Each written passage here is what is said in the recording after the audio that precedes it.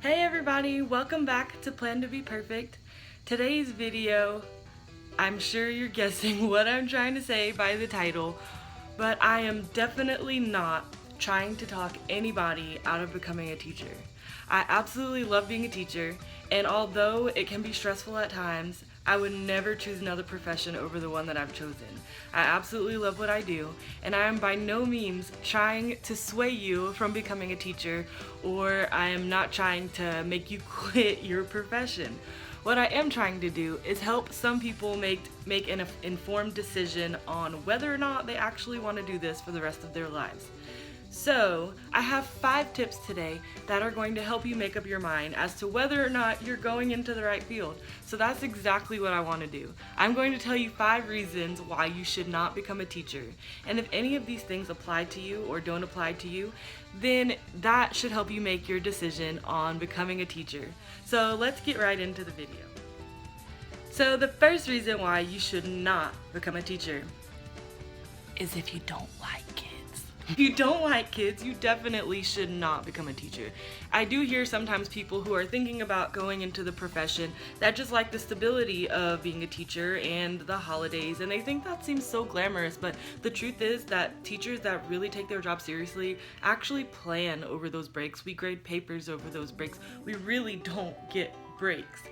We go to professional developments and different things like that. So, if you don't like kids, do not join it just for the perks that you think are out there. You have to really love kids. You have to have a heart for kids. And this has to be your passion. If it's not your passion, if it's not your passion to see kids grow, if it's not your passion to teach, don't do it. So also with the idea of liking kids, you have to like all kinds of kids. You can't just say, well, I would love to teach these kinds of kids or those kinds of kids. And I really don't have the patience for those kinds of kids. The truth is that our country is such a melting pot now, and there are so many different kinds of kids that you cannot help who comes into your classroom. And if that's the mindset you're going into and you do not plan to help all kinds of kids, or you get easily frustrated with certain kinds of kids, or you don't want to teach all kids, then that is where the problem is really going to come in. So when I say you have to like kids, you have to like all kids. You can't just like certain kinds of kids or the smart kids. So you can't just cater everything to one kind of kid. Now, can you be better at teaching one kind of kid than another? Maybe that's where your skills lie, but you also have to be open. So if you get a group of kids that you didn't expect to have or that aren't in your comfort zone, you have to be willing and passionate enough to go and find new ways to teach them. So that really is a big part of it. The second reason why you should not be a teacher is if you're not very tolerant of other kinds of people. And that comes with kids, and that also comes with the other teachers that you teach with. And you're going to have to deal with so many different kinds of people as a teacher: parents, teachers, administrators, kids. And if you have a very low tolerance for different types of people, whether it's religion, race, sexual orientation, you're going to encounter all of those things. And that might shock you, but you do. You encounter all kinds of kids, all kinds of parents, all kinds of family lifestyles, and I'm not saying that you have to change your beliefs, and I'm not saying that you can't believe what you believe. But I am saying that when you're teaching, your job is to teach, and it's not necessarily your place to judge them. And that's what I'm saying.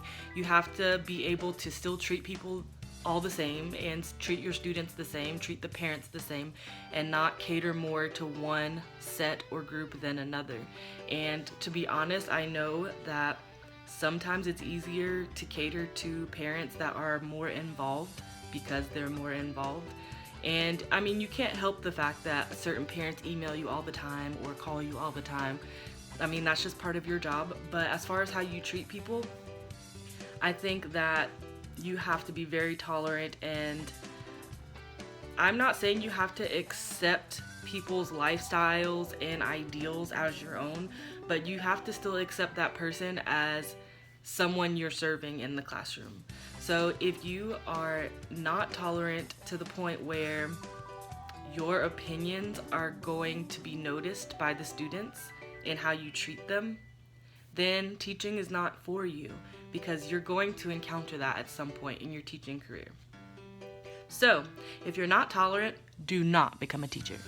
So the third reason why you should not become a teacher is if you do not like change, or at least are not welcoming to change.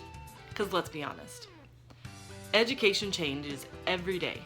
Every time our politicians change, our educational practices change. So things are going to change. You cannot hope that. So if change scares you, or if change, I don't know, if it just totally is going to frustrate you, put you in a bad mood, make you bitter, don't do it. But on a day-to-day basis, I mean, you might have plans to get your grading done, to plan your lessons for the next week. You might have all these plans for your free time, and then someone calls a meeting at the last minute. If you're the type that's going to totally let that throw you off and put you in a bad mood and just make you frustrated, make you want to complain to everybody and their mom, teaching may not be for you. Like, I understand that it can be frustrating, but you're going to always be frustrated, and the more and more you continue to be frustrated, that's going to build a little bit of a bitterness inside of you to the point where you're taking it out on the kid. Times are going to change. I mean, every year there's probably going to be a new incentive, a new piece of technology they want you to incorporate. There's always going to be something different, because they're always going to want scores and results to improve. But with becoming better comes change and comes flexibility. So that should have been number one, really. But that's probably one of the top things, that if you are not flexible, or if you cannot train yourself to be flexible, or if change makes you so afraid or so frustrated or so bitter, you definitely don't want to become a teacher. So the fourth reason why I think you should not become a teacher is an opinion of mine.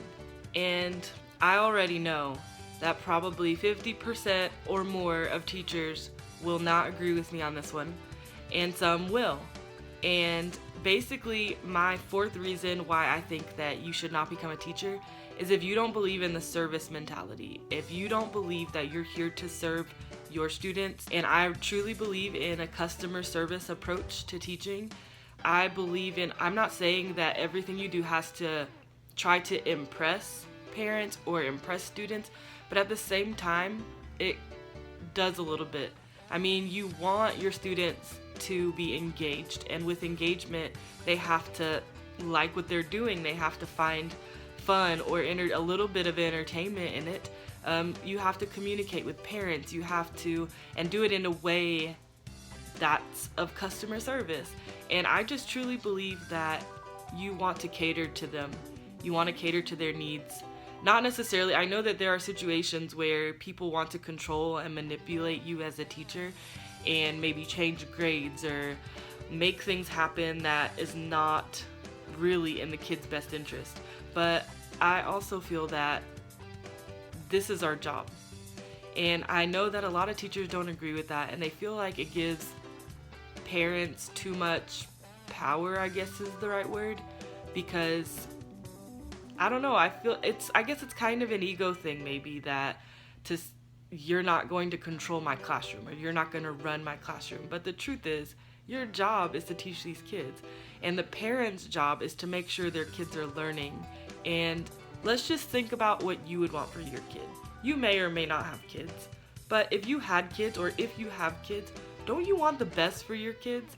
Wouldn't you love it if your kids had a teacher that was nice and inviting and welcoming, and their classroom was inviting and welcoming, and the way that they speak to you, they're not condescending, and they're respectful, and they don't mistreat to your child, and you can trust that they're not going to yell at your child or demean them, and they're going to treat them with care. Wouldn't you want that for your kid? And if you don't, you have to rethink if you're being honest with yourself. I have twin girls, you guys know that. And I definitely appreciate it when I see their teachers going out of their way to do something nice for my kids or for the class. It doesn't even have to be my kids specifically, but when they go out of their way to do something nice for the class as a whole, that warms my heart, and that makes me trust them even more. My daughters came home the other day and they said, "Mommy, our teacher brought all new kitchen stuff for the housekeeping center." And I don't know where that came from. I don't know if their teacher bought that with her own money, or if it was a gift to her, or if someone, I don't know where it came from. But the fact that she thinks about them and she realized that maybe they need new this or new that, and she's thinking about what they would like, that really gives me a sense of trust for them. And just little notes home, just knowing that they care, like, that goes a long way. And I know, especially, like, I teach middle school, so it's harder to do small things for your students when you have that many kids. But just the thought, or, just being understanding, or just being a listening ear, it's the small things that go a long way.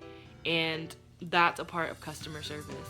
So I'm not saying to kiss butt, as some people would call it, but I am saying to have a customer service. So basically, I'm just saying to consider having a customer service attitude, not a kiss butt attitude, but an attitude where you know that you have a smile on your face, you are doing the best of your ability to help, and basically, if you can't get in that mindset, or if it makes you cringe to think that you're giving too much power to parents, or too much power to parents just because you're trying to make things appealing to them, or make them feel comfortable, or trying to gain their trust, if that totally turns you off, don't become a teacher, because your heart should be a little bit bigger than that. And I'm not trying to demean anybody by saying that. If you don't agree with me, that's totally fine.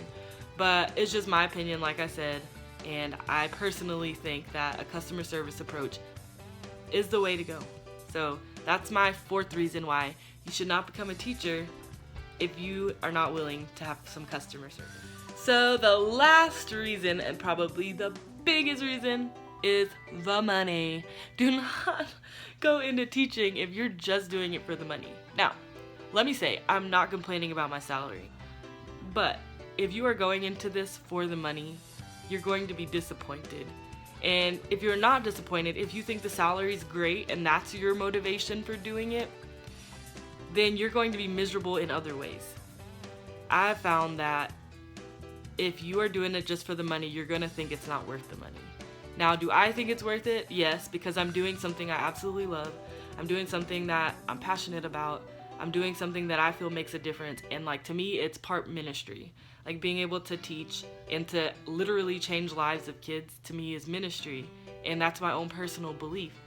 So if that's not what you're in it for, you're going to be disappointed, because you're gonna believe I'm doing all this work and I'm not getting paid extra. But for the most part, you're gonna do a lot of things that you don't get paid extra for. And I hear people complaining, well, we don't get paid for this. This is extra time. Am I gonna get comp time? Am I gonna get this? Am I gonna get that?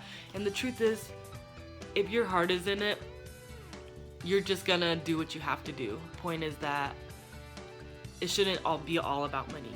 And it shouldn't be about how much more they're gonna pay you for your extra work.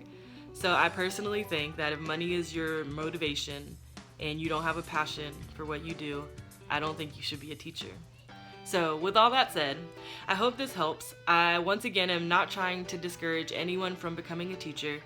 I am solely trying to help you see a little bit of reality in the teaching world. Yes, it seems like this glamorous thing where you get holidays and weekends off. But at the same time, there's a lot of extra work that goes into it. And there's a lot of extra, I don't want to call it emotional baggage, but like, you carry a lot as a teacher. And if any of these 5 things apply to you, I really think that you should honestly reconsider your stance on becoming a teacher. But if none of these bother you, I think you're cool, and go ahead and pursue that teaching degree. And I'm so glad to welcome you into the teaching field. But I just think that we should have a little bit of a wake-up call, because in your teaching, education in college, yeah, you go and you do field experience, but you don't really know what it's like till you get in there. So I hope that this helped. I hope that this helped you make up your mind, and I hope you also still come back next time to my next video. So until next time, stay pretty.